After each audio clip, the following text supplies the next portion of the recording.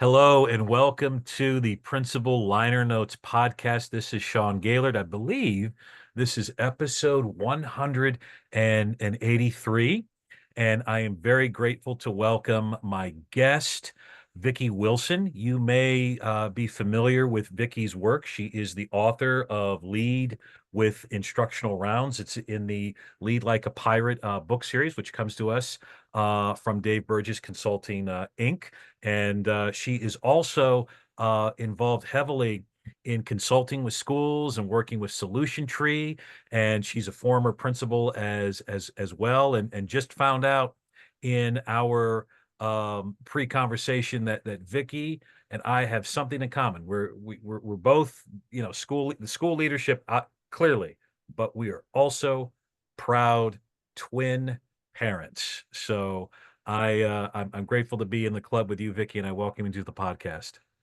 Thank you. Yes, it is a special club, isn't it?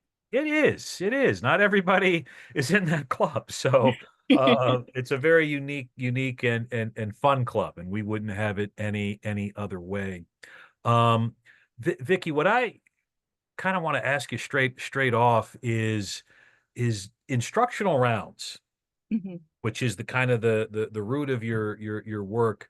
For those that may not have kind of a running knowledge of that, or had read any of Elmore's work, or have not read your book, just in instructional rounds, maybe just kind of a quick working and running definition for our friends.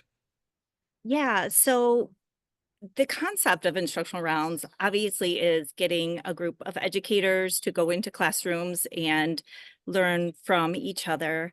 However, the approach that I take in it with lead with instructional rounds flips a couple of the lenses on it. And that first one being that instead of instead of looking for what's not working right, what we can fix, what are the problems that we're seeing, we actually use the lens of looking for what's going well in this classroom. What are the strong, effective practices happening in this classroom?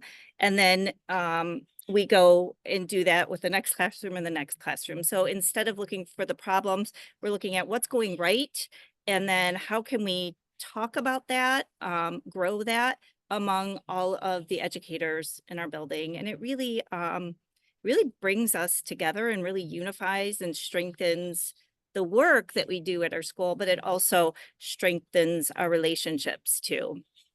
Yeah, it's definitely a catalyst for psychological safety, because when we think about instructional rounds or classroom walkthroughs, on both sides of the fence, be it administration or teacher, there are kind of some negative feelings. Yeah. There are some tools that are out there that are very strong. Then there's some tools and protocols out there that aren't as strong. And what I love about how you frame this in the book and in your work is it's a strengths based approach to instructional rounds, because so often it's okay, you don't have the EQ up, you don't have the graphic organizer, kids are not using the flexible seating, and then it becomes just kind of a downward spiral. So what made you kind of make this leap or this shift from looking at instructional rounds through a strengths-based lens, which I just think is just ingenious and needed. Thank, no, thank you. So I guess I didn't really know what instructional rounds were when I first became a principal. But what's special about when I first became a principal is I had worked in a few different elementary schools, and the school that I had been working in as a fourth grade teacher for 3 years was a school that I became the principal of. So I was excited. I knew that our school we really needed to um, work on our best practices. It really wasn't a focus prior. And so that was kind of my focus. Like, we are going to learn best practices, use best practices. And I was really anxious to get in classrooms and have conversations with teachers. What happened though is I went into these classrooms and these were my colleagues. So I knew them for 3 years as a teacher, and I had my thoughts or impressions of what they did in their classroom. And Mhm. so now, as a principal, I was going in for an official observation and to have a conversation and feedback. And I honestly was blown away immediately. Like, I'd go into classrooms and just in a matter of a few minutes, it's like, oh my gosh, I didn't know this person did this. And that's awesome. And then I go in the next classroom and I would learn something that this teacher was doing. And I had no idea because, I'm framing what I think they do in the classroom based on conversations in the staff lounge or a quick walk by in the hallway when they're doing some instruction, but I never went in to look at instruction as a colleague. So I was just kind of blown away, and that saturated with me for a long time. Like, I'm a fly on the wall of all these teachers, and I could have been so much better had I been able to do that. Like 12 years, 14 years as a teacher, so 3 different schools, like, so many missed opportunities to see what other people were doing and learn from them. So, for a while, I was like, "How can I figure out a way to get teachers to go into classrooms to do what I'm doing and see these things and grow?" And then try to do it in a structured, organized way so that it can be systematic. Because in that role of principal, you're thinking of systems. Mhm. So it took some time, and then our school, after the first year, our school was going to close. Nope, after the first year, I had twins, came back from maternity leave, and learned that our school was closing and we were merging with another nearby school in the district. And that principal was retiring. So it worked out. I would remain the principal. But mergers are really hard and they're very threatening.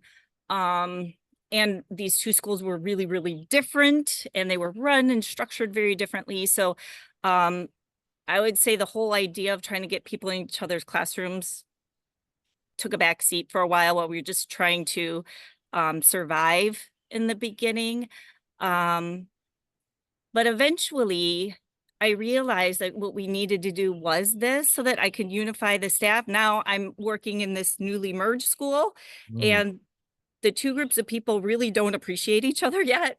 Yeah. Um, but I'm going into classrooms and I'm like, wow, this person does this so well. And this person, oh my gosh, like if they could see what each other's doing and we could blend and learn together. So it took a few years before then I started reading work, like reading the work out of Harvard on instructional rounds, reading about walkthroughs and trying to put it all together. And I really liked the structure of taking a group, you do 10 minutes, you dialogue um, about what you saw for 5 minutes, and then you do it again. So the process I learned from the work out of Harvard. But I also knew that if we were looking at the problems of practice or what's not going well, we weren't going to come together as a team. Mhm. And I just couldn't wrap my brain around how are we growing from that? Pointing the finger, do this better, do this better, do this better. Now go learn it somewhere, somehow. So Mhm. it seemed to make sense to me. Well, I'm seeing all these great things that I never knew people had. Let's focus on the good things and try to spread that as our best instruction. And then so what our dialogue became about was really about what's an effective practice we're seeing. And then Mhm. I'd ask a question related to that. And then we would dialogue about what's the research behind that and like what's the impact this has on students. Imagine if students had this experience every single day. What's the impact that's having on them or every single lesson? And so we started talking about research and impact on students. And we really grew and we grew fast and we became practitioners of best practice. We became much more collaborative. The two different sides of the schools really unified Mhm. nicely. We built trust and it was a great experience. And so we did it at my school all the way through my retirement. It never got old too, because you're always growing and changing and learning new things. So we did it for 14 years and it was still Wow. growing, and every time it was just as exciting. And and we would learn so much. A lot of times people would say, "Oh, I forgot. I used to do that all the time, and I forgot about that. I don't Mhm. remember when that slipped, but I'm bringing that back today." And so it also keeps those things that you've learned throughout your journey as an educator, it keeps those living and keeps those conversations of all the professional development you've had over time. It keeps it alive and working and um, always happening in your school. That got really wordy. Sorry. No, no, I that's could go on and on because I no, just think it's please. exciting work. It really is. It's brilliant and it's energizing and there are so many great entry points in this process that you talk about in your book, just in terms of building that collective efficacy, building Mhm. that sense of well-being, and you really can't lose as a leader when you are building on the strengths and the gifts of others. And forgive me if I've forgotten this, but was there any existing kind of structure within your district or expectation for rounds or classroom walkthroughs? And if so, how did you navigate with this kind of grassroots, Mhm. homemade production approach that you created? So the first part is no, we didn't have an expectation or a structure. The only expectation was that principals were wearing that evaluator hat. So the first thing I want to mention with that is I had to be very strategic and careful that I was not in there for evaluation, but I'm in here to learn and grow with you. In here as a member of a team. I'm in here as a learner, as a lead learner. So I very carefully made sure that the folder that I used was different. I didn't have any forms whatsoever. None of us had forms. Everybody brought a pad of paper if they wanted to. Um, and my mannerisms, everything was different. Everything had to be very different, I guess, Yeah. just so that I could be seen as a learner versus an evaluator. I have worked with schools though that have used the problem of practice, have used that the deficit, which has a lot of merit and value, and I think there's a lot of it's great for reform. Um, but a challenge with that one is the apprehension behind it. It's really hard to get people to open up their rooms and have trust when we're going to be having critical conversation with that. So I keep that very one-on-one, just me and that person in a different setting, an evaluative setting. But when we're coming as a group, we're only looking at the strengths. So a challenge has been when some schools that have gone from a deficit model to a strength-based model is Mm. um regaining that trust. Like there's a and it may move a little bit slower, but I think it's just don't give up.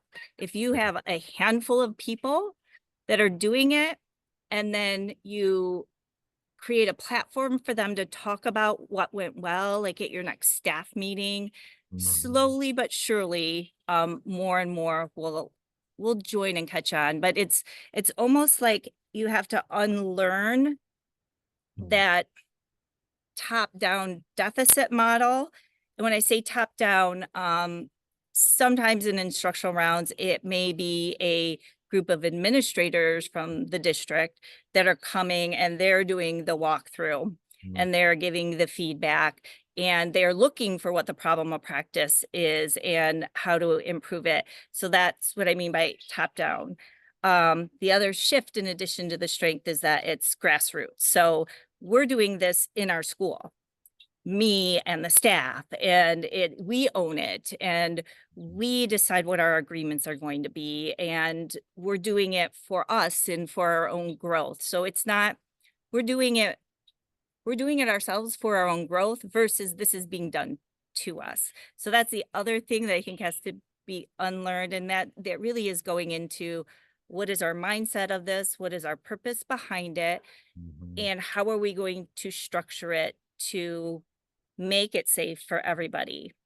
And sometimes you Mm. have to be prepared, I think, as whoever's facilitating it, and many schools don't have it as the principal. They have a couple of lead teachers do it, or a teacher, an aspiring. I have a school that I worked with that has an aspiring principal did it with the instructional coach. And so the two of them did it together. The principal was part of it. She was on the team learning and being a learner with her staff, but she wasn't leading it. And so you can do that in whichever way makes sense for you in your school. Some it is the principal, some it's like co-facilitators, Mm. some it's not the principal at all, but I would always encourage the principal to be a learner in it if they're not the facilitator of it. And I would think that in terms of the principal participating in the instructional round as a learner, as having that kind of um, compassionate, laser-like focus on strengths, when it does come to a crucial conversation about a deficit in practice that a teacher is doing, it probably makes it just a little more safe, a little more um, holistic for that kind of conversation. Did it not? Or Absolutely. So, there's a lot of research out there about taking a strength-based approach in the workplace, and there's a lot of research through Gallup about it, and some Mhm, of those understandings that have come from that research is that performance improves from focusing on strengths, and employee loyalty and engagement improves when you're focusing on strengths. So then when I'm wearing that other hat as a principal, um, or if the principal's not facilitating and they're in that role in that hat, and they've been a part of this where we're talking about and learning from each other's strengths, and you're having that conversation about an area of need of improvement, then you can kind of flip that and say, okay, so let's think about your strengths here. mhm, How can you lean into the strengths that you have flip. to show greater growth in this other area that you're working in on? And another thing is like in a school that uses this approach, we all know what each other's strengths are. I had a teacher and she was the person that like was that 21st century trying new things. Like she was always kind of really the first one to get rid of all desks, and she would have her whole room, she asked for whiteboards all the way around it, and she had these kids that would do collaboration boards, and everything was collaboration and communication. They're presenting it out, and um so when people wanted to grow in that area, they knew I got to go see Karen and see how Karen's doing this, and then who's got um this amazing strength in engagement and management. And so when you're wanting to grow in that area, like who to go to and collaborate with. So then when you're having those one-on-one conversations, how can you lean into your strengths or the strengths of some of your colleagues to grow in this area? It just happens really naturally, and it just feels like we're all in it together versus I'm the principal and I'm out to get you Right. because this is the thing that you haven't improved on yet. Yeah, no, I appreciate that approach, and I appreciate how you express that. One thing that I also appreciate you mentioning, and we would be remiss if we didn't make a reference to this, is you referenced the work from Gallup, Mhm. and there's a lot of great resources out there, and books, and articles through the Gallup organization that talk about employee well-being, culture, and strengths-based leadership. All of those things come from that work. And even though it is, uh, targeted for folks in the business sector, it's still leadership, and Yeah, and it yeah. still does apply to those of us that are in school and district or departmental or teacher leadership kind of roles. It's still very powerful. What pieces from Gallup kind of ring echo in your work? I'm so glad you asked this question, Sean, because I just I feel like a long time ago I did the Clifton Strength Finder from Gallup, and it's a really great assessment. Mm. Um, and I just redid it because I couldn't find it and it was old. And so I got the book and then took the strength finder, and my top five, the number one was learner, number two's achiever. Then I had I ideation.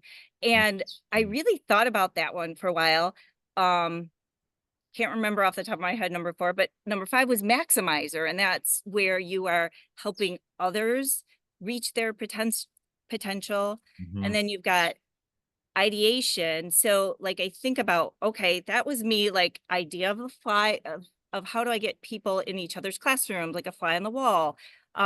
Here's an intro. It's taking these ideas and mixing them up and blending them and putting them together is a strength of mine, but then that maximizer too. So I can see how the strengths that I have contributed to this work and then allowed us then to grow as a team. So I think that that's something I have been really into, is like, how do I utilize my strengths on the projects that I want to work on? And um, another one is, it might be in the ideation one too, where it's um it's about putting things together, but everything is like customized. So when I go into like any kind of consulting work, I am really thinking about, okay, what are the needs of this? What are the unique needs here? And um, opportunities, and really trying to customize some kind of learning experience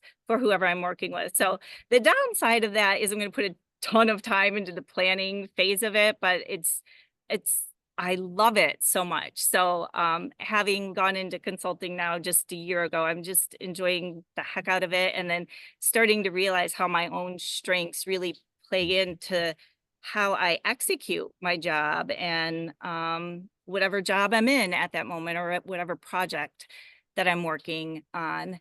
The other thing I think about, though, when it comes to Gallup, and that was probably what intrigued me initially, is um the value in the strengths. And it just seems like in our whole world we're always focusing on weaknesses and deficits, and it's unfortunate because it's just a missed opportunity, because we really don't grow very much if we're going to just, here's my weakness, here's your weakness, now I want you to improve on it.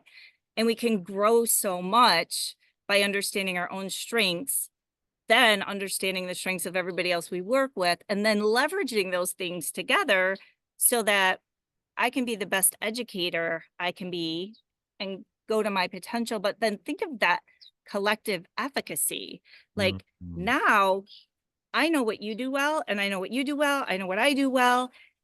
And any kid that goes through our school is so lucky because we know what to do. Like, that's what collective efficacy is knowing that we we know that we are doing great things for kids. And when we know weaknesses, we're kind of beating ourselves up. But when we know what everyone's strengths are, then we know that our kids are in good hands no matter who they're with. And that is what grows our collective efficacy. That's powerful. That's so powerful, Vicky. What I guess collective efficacy would be a pretty powerful outcome from instructional rounds, or doing strengths-based Mhm. instructional rounds. What were some other outcomes that you've seen either in your role as principal, or even in your consulting work? Change initiatives, new initiatives, I would say, could they would stick and grow much faster because we're getting into each other's classes and seeing how this person's doing this new curriculum, or that person. Change efforts were a little bit easier too. When you think of change, so I'm thinking back to when we were redesigning like our some of our tiered interventions, which had traditionally been pull out and do something with these kids and then put them back in the classroom, and really wanted to shift that to pushing in that Mhm. these are happening right in the classroom. But that was a tough change for a lot of people, and some just couldn't figure out logistically, how is this going to work and what can it look like? And Mhm. like, we read about it, we understood that it was good, but we just, not everybody could see, like, how can I do it, and how can I have another teacher in here while I'm working with it's people get stuck trying to figure it out. So when I had one team, it was my second grade team, Mhm. did it. They just embrace, we're going to give it a try. We're going to do it. And I saw them do it, and it was great. And so that particular year of instructional rounds, they were very generous in opening their classroom, choosing a time when that push and support was happening, so that teachers in other grades now can see, oh, this is what this looks like. Okay, I can do this. Mhm. And it's our staff. These are the push-in people who are coming into their room too. So it just made a lot of sense. So another example is another thing that we had been learning about at one time was doing number talks. And it's just that 5 to 10 minute routine of number sense and mental math. And we bought the book, and every staff meeting I'd show one or two videos of different grades, and it was just really slow getting it going. Mhm. And I think there was a little fear in the teachers, like, I'm turning all my control over, like I'm just putting up a problem, and now the kids are taking over the explanation and the learning, and it's their ideas. And so it was a shift for a lot of people. So it was really slow. Like, for months and months, I'm showing videos from the book, but they're not our teachers and they're not our kids. And we were doing an instructional this was a total surprise to me too. We were doing an instructional round, and I go into a kindergarten classroom, and I didn't know what, when people sign up at my school, I didn't know what they were doing necessarily. So I had no idea what we're going into, but we're gonna go see something great.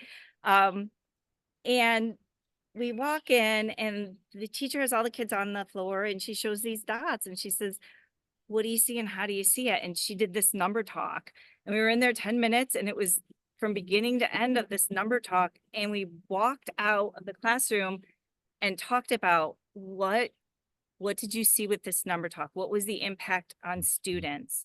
We talked about what were the instructional moves the teacher made to keep giving the reins back to the kids to do the learning. And it was great. So that afternoon, I always do 2 rounds in a day. Like, I'll get as many subs as I can for the Mhm. full day. So I'll do a round in the morning, a round in the afternoon. So in the afternoon, some of our observers were being observed. Mhm. 2 of them did their very first number talk when we went in there. And that's how safe it became for Nice. us to do this. And it was awesome. That is awesome to hear. Awesome is definitely an apt word for that. In terms of and you mentioned earlier, you've retired and you are now in a kind of a new role within the last year where you're consulting and then doing some work with Solution Tree, right? Yes. Awesome. I'd love to hear about that work. And for maybe those of us that are in the twilight, so to speak, of our careers, and we're looking at, retirement, whether it's in the next 1 to 3 to 5 years or whatever it may be.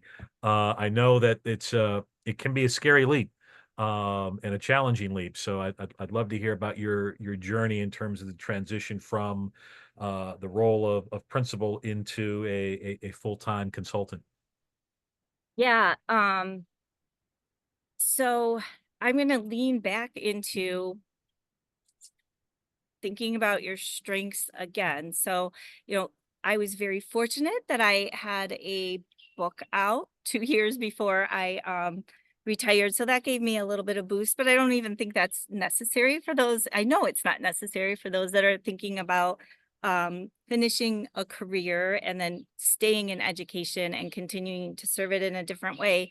But I really did start with my strengths. So, like, I have this work, lead with instructional rounds, a strength focused approach. So, in addition to that, though, I have other strengths. Like, one of the things that happened so we were doing this instructional rounds work, then we started engaging in the work of a professional learning community. We even, for a while there, to help us improve our collaboration, I had a team. It was my fifth grade team, and they were rock stars in the way they would run their collaborative meeting for our professional learning community. And as they're looking at data and the way they would process all of that. So there was one year that oftentimes it wasn't a classroom instruction. We walked in on this teacher team that was in the middle of their collaborative team meeting. And that really helped us see the strengths of what they were doing and how it was working and spread that across the school. And that was helpful too. So you get really creative. Sometimes it's like they're so strong in that. Now take some ideas together. How can I get teachers to see this? We just kind of planted it right in instructional rounds. Nice. But back to, so we actually became a model PLC school Mhm. through Solution Tree. And, I attribute that to my staff being learners. They were always learners, and we were always trying to grow and learn. Mhm. Um, and I think we had a leg up on, like, when you're a professional learning community, you're sitting as a collaborative team and you're talking about instruction and you're talking about results. But then if you layer in on top of that, in addition to talking about these things, we're actually getting into each other's classrooms at multiple different grade levels and seeing the big picture here and our little piece of the puzzle and how that creates a student that is achieving. Um, so we applied to and became a model PLC school, and that's something we were really proud of. So again, that was another strength then that I had to lean in on as I was shifting roles into consultant. So I do strength-based instructional rounds. I can help grow professional learning communities because that's a strength that I have. Mhm. And then I have strengths in coaching and mentoring. So I mentor and coach leaders or collaborative teams or teachers, mostly leaders or collaborative teams, but I have done teacher coaching too. Mhm. So those are kind of the strengths when I'm telling people about what I do, or if I sit with a district leader, I just start, these are the strengths that I have. And if this is a fit for your school, I would love to be able to support you and even take some work off of your plate as school leaders, because I know how hard the job is and how many things you're dealing with on a daily basis, and you can't get to all of them. So if my strengths may match some of your needs, I'd love to be able to support you. And that's usually how I'll launch that conversation. Mhm. And then even just passion areas too. Like I love to um talk to leaders about mental health and how we can support our kids and take care of them. And, these are things I've learned from being a mom of kids that have gone through really hard things. And so that's my advice, is like, take some time and like really think about what are the strengths that I have, and then develop those strengths and present those strengths as you're um, sharing your work with others. Beautifully said. Um, for this podcast, I always think about, as I shared with you earlier, before we hit record, I always think about the principal or the school leader or teacher leader or district leader who is feeling isolated, Mhm. and they may not know about your work, Vicky, or they may not have a friend that they have on speed dial that they can kind of lean into about the work, because leadership is a lonely gig. And as I was revisiting your book, Lead with Instructional Rounds, and revisiting your work, I thought about how um leading with instructional rounds is a possible antidote, or one of several antidotes that a principal can take to battle imposter syndrome, or to battle isolation. It very much is a strengths-based approach. It is an opportunity for the principal to connect and build relationships and Mhm. build trust, or that teacher leader, or district leader. So what would you kind of advise or coach for that leader that may be feeling alone and adrift, as a good first next step in terms of maybe implementing um, the process of instructional rounds in their school, or department or district or wherever? Um, yeah, that's a really good question. Isolation is really real.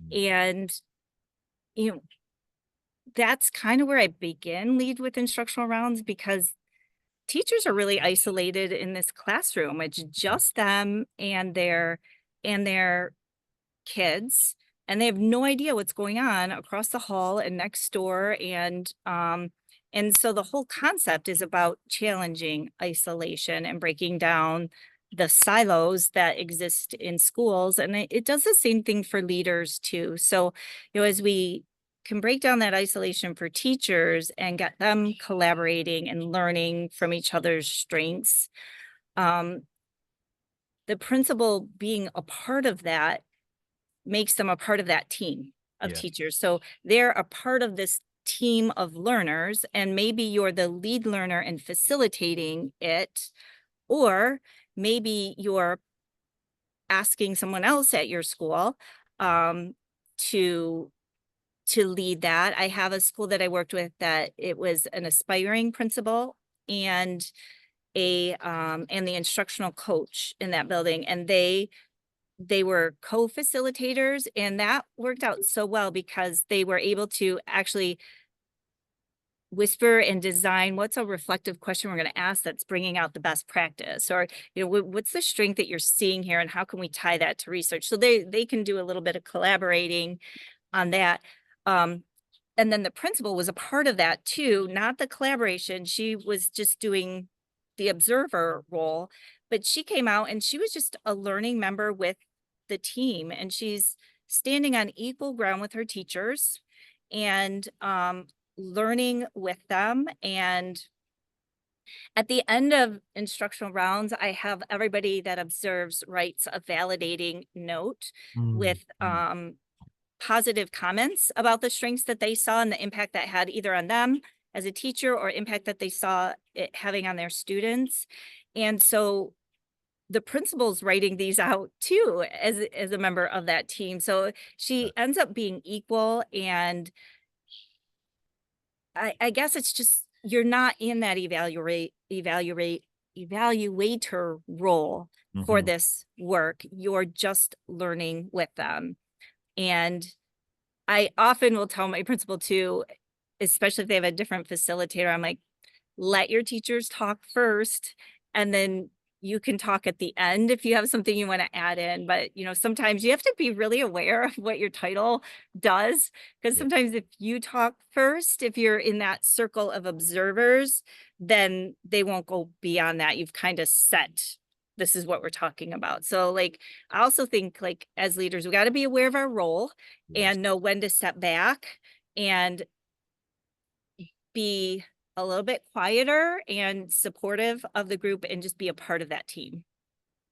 Beautifully stated, and it is important for leaders to have that kind of awareness, or in tuneness, not only with their presence and their leadership core and their role and the title, but then also the others in the room. And it's so important and vital, and it's an essential leadership move. I would be remiss, Vicky, if I didn't ask you to expand upon one of the pre-interview questions about music. This is Principal Liner Notes. I am a music geek, as most people who tune in, and I've got some albums displayed behind me. And you mentioned a great love, and I share the same love as well for Oh 80s. yeah. Yes, and I grew up in the 70s and 80s. So I am of the MTV generation when MTV actually played videos, and I'm with you. So I'm just curious, what are some of those, if you're preparing for a consulting gig or a speaking gig, what's that fight song? What's that soundtrack from the 80s that you are spinning on your turntable? Okay, so if you're talking about that one, that song is oh, I always forget the title of it, but it says "I'm Never Changing Who I Am" by Imagine Dragons, but that's not the title. That's my song. That's your song. Um, Nice, nice. Okay. that's my I know the song. But Imagine the Dragons. music I love is cover songs. I like when somebody else sings somebody else's song, and just getting that different take or that perspective or the Mhm. different sound. Like I just love listening to that same song by different artists over and over and hearing how they're different and um blending those things together, which is very similar to that ideation part of my strength. It's like, Beautiful. okay, there's this voice, but this song, and what will that be when it's together? And some of them I think are amazing. Others I'm like, no, I don't love that one as much, but I love listening to someone else's take on someone else's song.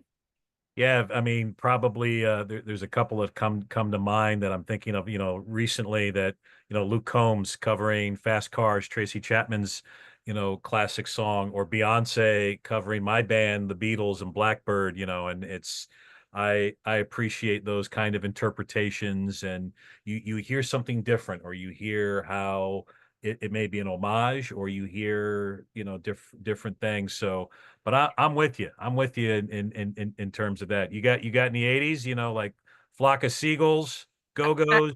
Yeah, I do love the '80s. So, if you haven't heard it yet, listen to Kate Bush's rendition of Rocket Man because it is Really? amazing, and my other favorite is Sinead O'Connor's "Sacrifice" by Yeah. Elton John. Those are both Elton John songs, but, those 2 are my absolute favorite covers.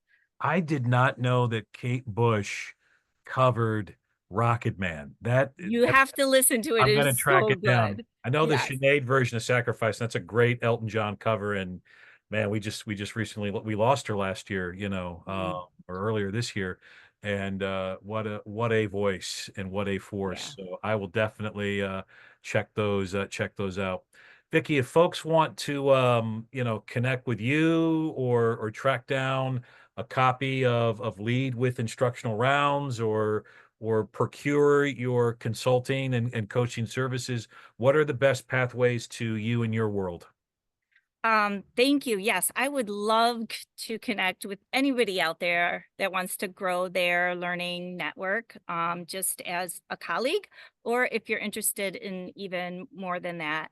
I have a website, www.vickiwilson.org. Mhm. My name is Vicki Wilson, Wilson. And then on X, I'm at Vicki L. Wilson 5. So those are probably the 2 best ways to reach out to me. On my website, there's a contact form, so then you can start the process through an email, and then we can start chatting. Wonderful. And I'll put all of that information in within our show notes for those that are tuning in, and you can definitely check that out. And I would recommend, it's summertime for some of us, depending on what part of the world that we're in, and usually, for the we leaders, we like to read, and I would recommend for those of you that are tuning in, read for fun, read something that's maybe not education, but if you are looking for kind of a good um, just kind of overview of instructional leadership and building that collective efficacy. Vicki Wilson's Lead with Instructional Rounds is just a really solid book, and it also makes what I would say is a pretty solid book study. Mhm. Kind of experience where I can see school leaders and teachers, kind of gathering around this book and then determining, well, how do we want to apply this practice within our schoolhouse or district? So again, I highly recommend this. It's highly readable. I've read it twice, and I'm just such a big fan of your work, Vicki, and I'm grateful. The other thing for those that are watching the video, you are in a very beautiful location, and for those that may not know, where are you? You are outside. It's like a Hallmark movie back there. What's going on? Oh, thank you. Well, so I'm in Michigan and it's summer, which is when it's most beautiful here. Best time of year. But yes, I'm really close to Detroit. Actually, behind me is the Detroit River. Nice. And I'm just about, I don't know, 20 minutes south of Detroit, and it's a great place to be, great place to live, and four wonderful seasons, but this one for sure is my favorite. And so anybody listening, if you do a book study, please let me know because I love to hop on a Zoom and chit chat for a little bit about that. And the book is easiest to get through Amazon, and it's an easy read. Like literally it's short. It takes you a weekend. I gave a copy to somebody and they had like a 2-hour flight or 3-hour flight. They read the whole thing on the flight. It's really a very easy read, and you get a lot out of it. I think you do anyway. And thank you for your kind words, Sean. I'm also a very big fan of yours too. Oh, well, thank you very much, Vicky. I'm honored by that. And you're right. This book it's digestible. It really is. For that busy leader, or if you just need that long reflective work. And again, I would definitely, folks that are tuning in, take Vicky up on her offer if you're doing a book study. I know we authors in the kind of the Dave Burgess world, we're very generous with doing a quick Zoom or doing what have you. So definitely take Vicky up on that and reach out to her and connect. Vicky, you are welcome anytime back on this podcast. Open invitation, my friend. I've really enjoyed Oh, our wonderful. conversation. Yeah, I loved it. This is a fave for sure. Thank you. Awesome. I'm very honored by that. And as we sign out, folks, again, don't forget to check the show notes. I will put all those in there, but again, go to vickiwilson.org, VICKIWILSON.org, and follow Vicky on X and connect with her, and be sure again to pick up um, just a great book. Lead with Instructional Rounds, Creating a Culture of Professional Learning. It is an imprint of the Lead Like a Pirate Guide, which comes to us from Dave Burgess Consulting, Inc. And just again, order it off Amazon and pick it up and connect with Vicky.